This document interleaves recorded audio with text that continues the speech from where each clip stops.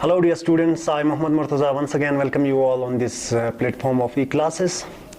So dear students, in the last video we had talked about the Mughal Emperor Akbar. In that particular video we saw how Akbar consolidated, how Akbar expanded his empire through his military conquests.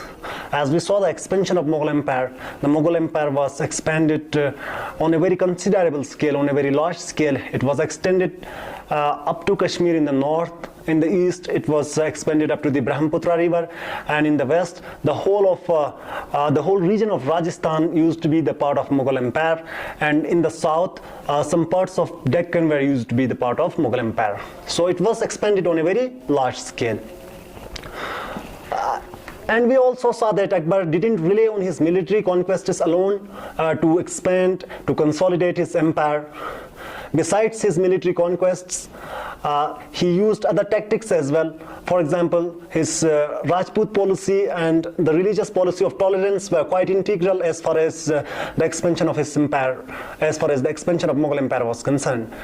So he established a matrimonial alliance with the Rajput queens. In his Rajput policy, he established a matrimonial alliance with the Rajput queens and appointed the able Rajputs on high posts in the administration. And in his religious policy, he followed a very tolerant religious policy. He treated all religions equally. He didn't favor on the basis of religion. He observed the festivals of all religions, and he gave respect to every religion. So these two policies were quite integral behind the expansion and consolidation of his empire. So dear students, in this video I'll be dealing with an extremely important topic of the ongoing chapter. So our today's topic is the Mughal administrative system of the Mughals. So in this video we will talk about the important features of Mughal administration, such as the central administration, the provincial administration, the land revenue administration, the Mansabdari system. So all these hopefully will be discussed in this video. So first of all, let's try to understand what administration is. Actually administration होता क्या है, हम इस पे थोड़ा बात करेंगे. तो जहां तक एडमिनिस्ट्रेशन की बात करें, एडमिनिस्ट्रेशन एक ऑर्गेनाइजेशन की या एक कंट्री के हम कह सकते हैं गवर्निंग सिस्टम को ही, एक कंट्री को चलाने की निज़ाम को ही एडमिनिस्ट्रेशन कहलाते हैं. तो जहां तक मुगल एडमिनिस्ट्रेशन की बात करें, मुगलों ने एक बहुत ही साउंड एडमिनिस्ट्रेटिव सिस्टम एस्टैब्लिश किया था. स्पेसिफिकली अकबर ने एक बहुत ही अच्छी एडमिनिस्ट्रेटिव सिस्टम एस्टैब्लिश किया था. और उसके बाद जितने भी मुगल रूलर्स आए, चाहे वो शाहजहां हो, चाहे वो जहांगीर हो, या चाहे वो औरंगजेब हो, चाहे वो लेटर मुगल्स हो, उन्होंने इस एडमिनिस्ट्रेटिव सिस्टम को फॉलो करने की कोशिश की.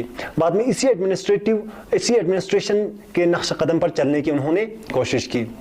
तो अकबर ने अलग अलग डिपार्टमेंट्स एस्टैब्लिश किए थे. एडमिनिस्ट्रेशन के अलग अलग पहलू को देखने के लिए, अलग अलग पहलू की देखभाल करने के लिए उसने अलग अलग डिपार्टमेंट्स एस्टैब्लिश किए थे. तो जहां तक उसकी मुगल एडमिनिस्ट्रेशन की इंपॉर्टेंट फीचर्स की बात करें, तो उसमें इंपॉर्टेंट फीचर्स में हमारा सेंट्रल एडमिनिस्ट्रेशन आ जाता है, प्रोविंशियल एडमिनिस्ट्रेशन आ जाता है, उसके बाद लैंड रेवेन्यू एडमिनिस्ट्रेशन आ जाता है, और मनसबदारी सिस्टम आ जाता है. ये जो चार चीज़ें जो थे वो इंपॉर्टेंट फीचर्स थे मुगल एडमिनिस्ट्रेशन के, मुगल एडमिनिस्ट्रेटिव सिस्टम के. तो सबसे पहले हम बात करते हैं सेंट्रल एडमिनिस्ट्रेशन पे. ये सेंट्रल एडमिनिस्ट्रेशन क्या था, इसका स्ट्रक्चर कैसा था, कैसे ये फंक्शन करता था. तो जहां तक सेंट्रल एडमिनिस्ट्रेशन की बात करें, मुगलों ने एक बहुत ही हाईली सेंट्रलाइज्ड एडमिनिस्ट्रेशन को एस्टैब्लिश किया था. जहां तक मुगल एडमिनिस्ट्रेशन की बात करें तो ये हाईली सेंट्रलाइज्ड थी, जहां सभी पावर जो है वो एम्परर के हाथ में हुआ करता था. चाहे वो मिलिट्री डिपार्टमेंट के हो, चाहे वो एडमिनिस्ट्रेटिव सेटअप के हो, इन दोनों एस्पेक्ट्स के हेड जो था वो एम्परर हुआ करता था, और पूरा पावर जो थे वो एम्परर के हाथ में हुआ करता था. और एक कैबिनेट मिनिस्टर हुआ करता है, कैबिनेट ऑफ मिनिस्टर्स हुआ करता था, जो एम्परर को एडमिनिस्ट्रेशन चलाने में एड करता था, एम्परर की मदद करता था. तो एक मंत्रिमंडल हुआ करता था अकबर के टाइम पे, जो स्मूथली एडमिनिस्ट्रेशन को चलाने में एम्परर की मदद करता था. तो इस मंत्रिमंडल में सबसे पहला मंत्री होता था, डियर स्टूडेंट्स, वजीर. वजीर जो था वो सबसे इंपॉर्टेंट मिनिस्टर होता था इस कैबिनेट का. He was next to king with respect to rank. Rank के हिसाब से वो एम्परर के बाद ही वजीर होता था। तो एम्परर को एक चीफ एडवाइजर कहलाते थे, जो वजीर को चीफ एडवाइजर कहलाते थे, जो एम्परर का चीफ एडवाइजर हुआ करता था। उसको प्राइम मिनिस्टर के साथ हम कंपेयर कर सकते हैं। तो उसके बाद next important minister in that cabinet was दीवान। दीवान जो होता था वो फाइनेंस और रेवेन्यू डिपार्टमेंट का हेड हुआ करता था। तो वो एक फाइनेंशियल मिनिस्टर हुआ करता था उस टाइम पे। दीवान जो जितने भी रेवेन्यू अफेयर्स होते थे उसको दीवान ही संभालते थे। तो next in that cabinet was Mir Bakhshi. He was the head of the military department. In fact वो आर्मी का पे मास्टर होता था। आर्मी के सैलरीज के लिए वही मीर बख्शी जो है वो रिस्पॉन्सिबल होता था। ये बहुत ही इंपॉर्टेंट मिनिस्टर माना जाता था इन दैट वेरी कैबिनेट। तो उसके बाद अगला मीर समन होता था, जो एक दूसरा जो इंपॉर्टेंट मिनिस्टर होता था उस कैबिनेट में, उस मंत्रिमंडल में, वो मीर समन होता था, जो इंपीरियल हाउस होल्ड का इंचार्ज होता था। इंपीरियल हाउस होल्ड जहाँ पे एम्परर के फैमिली रिजाइड करते थे, जहाँ पे एम्परर के फैमिली रहते थे या उसके रिलेटिव्स रहते थे, उसी को इंपीरियल हाउस होल्ड कहलाते थे। तो उसके इंचार्ज जो है वो मीर समन हुआ करता था। Next in that cabinet of ministers was Qazi. He was the head of the judicial department. Judiciary का वो हेड हुआ करता था और पूरी जुडिशियल अफेयर्स को काजी ही संभालते थे। और एक इंपॉर्टेंट मिनिस्टर हुआ करता था उस मंत्रिमंडल में जिसे सदर कहते थे। वो चैरिटेबल और रिलीजियस एंडाउमेंट्स का हेड हुआ करता था। तो ये जो 6 मिनिस्टर्स थे ये एम्परर को स्मूथली एडमिनिस्ट्रेशन को चलाने में एम्परर की मदद करते थे। तो ये थी सेंट्रल एडमिनिस्ट्रेशन मौलून के टाइम पे। तो नेक्स्ट आता है हमारा प्रोविंशियल एडमिनिस्ट्रेशन। तो प्रोविंशियल एडमिनिस्ट्रेशन की जहां तक बात करें तो एडमिनिस्ट्रेटिव कन्वीनियंस के लिए पूरे मुगल एम्पायर को जो है वो अलग अलग सोबास में डिवाइड किया गया था। मुगल एम्पायर को प्रोविंसेस में डिवाइड किया गया था जिसे सोबास कहते थे। तो उस सोबे में एक अलग एडमिनिस्ट्रेटिव हेड होता था जिसे सूबेदार कहता था। वही पीपल वेलफेयर के लिए वही रिस्पॉन्सिबल होता था। तो सूबेदार को 2 और ऑफिशियल्स स्मूथली एडमिनिस्ट्रेशन को चलाने में मदद करता था। एक होता था फौजदार जो मिलिट्री कमांडर होता था एक प्रोविंस का, और दूसरा होता था कोटवाल जो पुलिस हेड हुआ करता था उस प्रोविंसेस का, जो उस प्रोविंसेस में लॉ एंड ऑर्डर को मेंटेन रखने में एम्परर की मदद करता, वो सूबेदार की मदद करता था। तो एक हम ये कह सकते हैं एक डिसेंट्रलाइज्ड स्ट्रक्चर हुआ करता था एडमिनिस्ट्रेशन का। एम्पायर को अलग अलग सोबास में डिवाइड किया हुआ था और सोबास को फर्दर डिवाइड किया गया था सोबास को एडमिनिस्ट्रेटिव कन्वीनियंस के लिए सरकार्स में, जिसको हम डिस्ट्रिक्ट्स के साथ कंपेयर कर सकते हैं। तो वहां पे अलग एडमिनिस्ट्रेटिव हेड हुआ करता था उस सरकार को चलाने के लिए। सरकार में एडमिनिस्ट्रेटिव अफेयर्स को देखने के लिए एक अलग एडमिनिस्ट्रेटिव बॉडी हुआ करता था। एक फौजदार हुआ करता था जो लॉ एंड ऑर्डर को मेंटेन रखता था उस सरकार में, और एक अमलगुजर हुआ करता था जो इनफैक्ट सुपरवाइजर हुआ करता था रेवेन्यू कलेक्शन का। तो वही रिस्पॉन्सिबल होता था रेवेन्यू कलेक्ट करने के लिए एक सरकार में। तो पहले एम्पायर को सोबास में डिवाइड किया गया था, सोबास को फर्दर डिवाइड किया गया था सरकार्स में। तो सरकार्स को फर्दर डिवाइड किया गया था और एक एडमिनिस्ट्रेटिव यूनिट में जिसे परगनास कहते थे, वहां पे अलग एक एडमिनिस्ट्रेटिव हेड हुआ करता था परगनास को चलाने के लिए। और बहुत सारे विलेज को मिलाकर एक परगना बनता था, बहुत सारे विलेज को मिलाकर एक परगना बनता था। तो जहां तक हम प्रोविंशियल एडमिनिस्ट्रेशन की बात करें, प्रोविंशियल एडमिनिस्ट्रेशन से हमें यह पता चलता है कि मुगल एडमिनिस्ट्रेटिव स्ट्रक्चर जो था वो डिसेंट्रलाइज्ड स्ट्रक्चर था। कहीं ना कहीं हम ये कह सकते हैं कि जो स्ट्रक्चर जो था वो हमारे आज के एडमिनिस्ट्रेटिव स्ट्रक्चर से काफी रिजेंबल्ड थे, काफी सिमिलर थे। फॉर एग्जांपल हमारा सेंटर में एक सेंट्रल हमारा गवर्नमेंट हुआ करता है, उसके बाद हमारे कंट्री में बहुत सारे स्टेट्स है, बहुत सारे यूनियन टेरिटरीज है, बहुत सारे स्टेट्स है जहां अलग एडमिनिस्ट्रेटिव यूनिट हुआ करते हैं। उसके बाद स्टेट्स को फर्दर डिवाइड किया गया है हमारे एडमिनिस्ट्रेटिव कन्वीनियंस के लिए डिस्ट्रिक्ट्स में, और डिस्ट्रिक्ट्स को तहसील्स में, बहुत सारे विलेज को मिलकर तहसील बनते हैं। तो वैसा ही एक स्ट्रक्चर मुगल के टाइम पे भी हुआ करता था।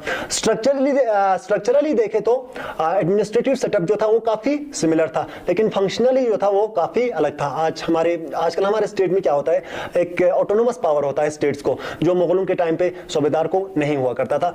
At the end of the day सारा डिसीजन जो है वो एम्परर लेते थे। एम्परर के पास पूरा पावर जो था वो एम्परर के पास ही होता था। तो ये थे प्रोविंशियल एडमिनिस्ट्रेशन मुगल टाइम पे।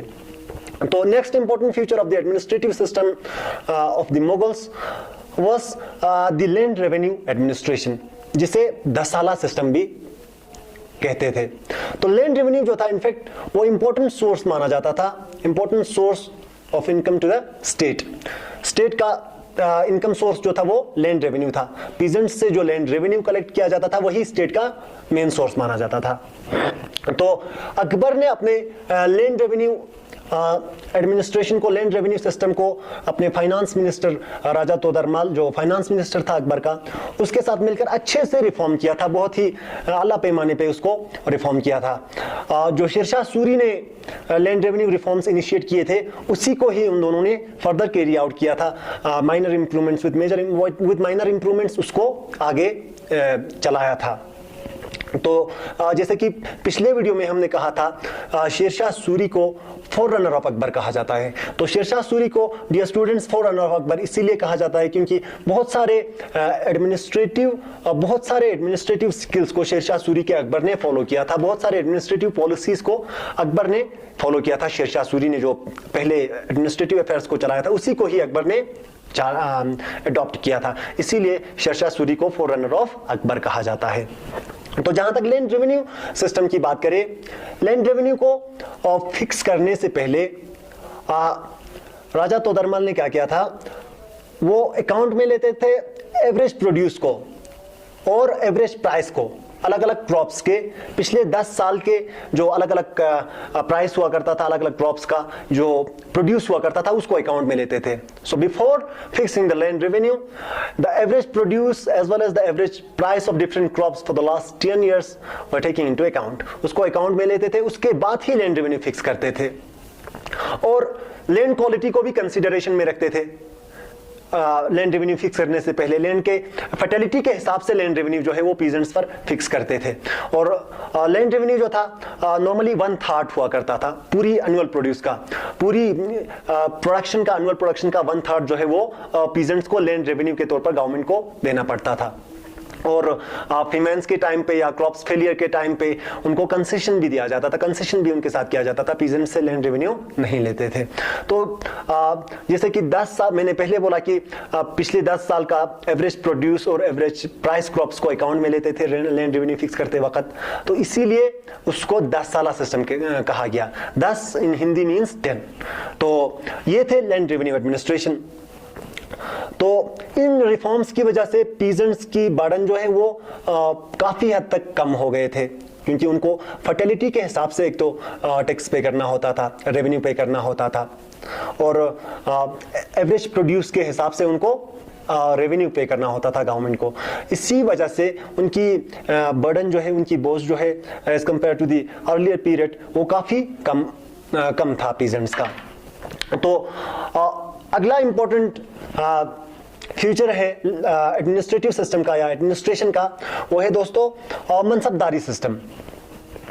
तो dear students, Mansabdari system it's an important element of Mughal administrative system, Mughal administration. तो जहां तक मनसबदारी सिस्टम की बात करें तो उसमें सबसे पहले हम देखेंगे कि मनसबदारी सिस्टम एक्चुअली क्या था, मनसब एक्चुअली होता क्या है। तो मनसब is an Arabic word, literally means rank, position और स्टेटस। तो मनसब का लिटरल मीनिंग होता है ओहदा, ओहदे को ही मनसब कहते हैं। तो मुगल एडमिनिस्ट्रेशन में, मुगल एडमिनिस्ट्रेटिव सिस्टम में मनसबदार क्या होता था। So dear students, as we all know Mughal empire जो है वो काफी एक्सपेंडेड थी। तो ऐसे ही एक्सपेंडेड एम्पायर को चलाने के लिए अकबर ने डाइवर्स बॉडीज को रिक्रूट किया था। For example, in the administrative system there were the तुर्रानीज, the so called Turkish nobles. तुर्रानीज भी थे, जो टर्किश नोबल्स थे उसे तुर्रानीज कहते थे, तो वो भी मुगल एडमिनिस्ट्रेटिव सिस्टम का पार्ट था। और ईरानीज भी थे, इंडियन मुस्लिम्स भी थे, मराठास भी थे, और राजपूत्स भी थे, अफगान्स भी थे। तो डाइवर्स बॉडीज को अकबर ने रिक्रूट किया गया था। तो मनसबदार मुगल एडमिनिस्ट्रेशन में उस इंडिविजुअल को रिफर करता है, उस इंडिविजुअल को कहता है जिसका एडमिनिस्ट्रेशन में कोई पोजीशन होता है, कोई रैंक होता है, कोई स्टेटस होता है। हर एडमिनिस्ट्रेटिव ऑफिशियल को मनसबदार कहलाते थे। मुगल एडमिनिस्ट्रेटिव ऑफिशियल्स को मनसबदार कहलाते थे। तो मुगल एडमिनिस्ट्रेटिव सिस्टम में मनसबदार उस इंडिविजुअल को कहलाते थे जिसका कोई पोजीशन होता था, जिसका कोई रैंक होता था। एक्चुअली ये एक ग्रेडिंग सिस्टम था जो मेनली 3 चीजों को फिक्स करता था। तो ये मनसबदारी सिस्टम ये एक ग्रेडिंग सिस्टम था जो मेनली 3 चीजों को फिक्स करता था। नंबर 1 ये उस ऑफिशियल के रैंक को फिक्स करता था। नंबर 2 उस ऑफिशियल के सैलरी को फिक्स करता था। And number 3 military responsibility of that very official, क्योंकि हर मुगल ऑफिशियल का, हर मुगल सर्वेंट का एक मिलिट्री रिस्पॉन्सिबिलिटी भी होता था। तो ये मनसबदारी सिस्टम जो है इन 3 चीजों को फिक्स करता था। जहां तक रैंक और सैलरी की बात करें, रैंक और सैलरी को न्यूमेरिकल वैल्यूज के थ्रू डिटरमाइन किया जाता था। एक न्यूमेरिकल वैल्यू के जरिए रैंक और सैलरी को डिटरमाइन किया जाता था, जिसे जात कहते थे। तो जितना ऊंचा उसका जात होता था उतना ही प्रेस्टिजियस उस नोबल का पोजीशन होता था मुगल कोर्ट में, और उतना ही ज्यादा उसका सैलरी होता था। तो जात एक्चुअली उसके पर्सनल आइडेंटिटी को, पर्सनल स्टेटस को कहलाते थे। एक ऑफिशियल के पर्सनल स्टेटस को जात कहलाते थे। फॉर एग्जांपल जैसे कि हमने सेंट्रल एडमिनिस्ट्रेशन में हमने बात करी थी कि सेंट्रल एडमिनिस्ट्रेशन में 6 मंत्रिमंडल हुआ करता था जो एम्परर को स्मूथली एडमिनिस्ट्रेशन को चलाने में मदद करता था। तो उसमें वजीर होता था जिसका रैंक थोड़ा ऊंचा होता था, उसके बाद दीवान होता था, उसके बाद मीर बख्शी होता था। तो इन तीनों की हम अगर एग्जांपल ले तो इसमें वजीर का रैंक जो है वो सबसे ऊंचा होता है, उसके बाद दीवान का होता है, उसके बाद मीर बख्शी का होता है। तो ये सब जो थे एक्चुअली मनसबदार थे। मुगल एडमिनिस्ट्रेशन में ये तीनों जो थे एक्चुअली मनसबदार थे, लेकिन जो वजीर था उसका रैंक थोड़ा ऊपर था, मीर बख्शी का रैंक उससे थोड़ा नीचे, जैसे कि दीवान का रैंक उससे थोड़ा नीचे। तो इसी को इनके पर्सनल आइडेंटिटी को जात कहलाते थे। जितना ऊंचा उसका जात होता था उतना ही ज्यादा उसका सैलरी होता था, उतना ही प्रेस्टिजियस उसका पोजीशन होता था इन द मुगल कोर्ट। दूसरा होता था मिलिट्री रिस्पॉन्सिबिलिटी। तो मिलिट्री रिस्पॉन्सिबिलिटी क्या होता था? हर मुगल एडमिनिस्ट्रेटिव ऑफिशियल को, हर मनसबदार की एक मिलिट्री रिस्पॉन्सिबिलिटी होती थी। वो ये होती थी कि उनको एक specific number of horseman, specific number of horses उनको मेंटेन रखना पड़ता था मुगल एम्पायर की सर्विस के लिए। मुगल एम्पायर की सर्विस के लिए उनको एक स्पेसिफाइड नंबर ऑफ हॉर्समैन उनको मेंटेन रखना पड़ता था। इसी को सवार कहता था। तो दूसरी जो रैंकिंग थी, जिसे एक तो जात होता था, दूसरा रैंक जो होता था वो सवार होता था। सवार में क्या होता था? एक्चुअली जितना वो हॉर्समैन मेंटेन रखता था उसके हिसाब से उसका रैंक होता था।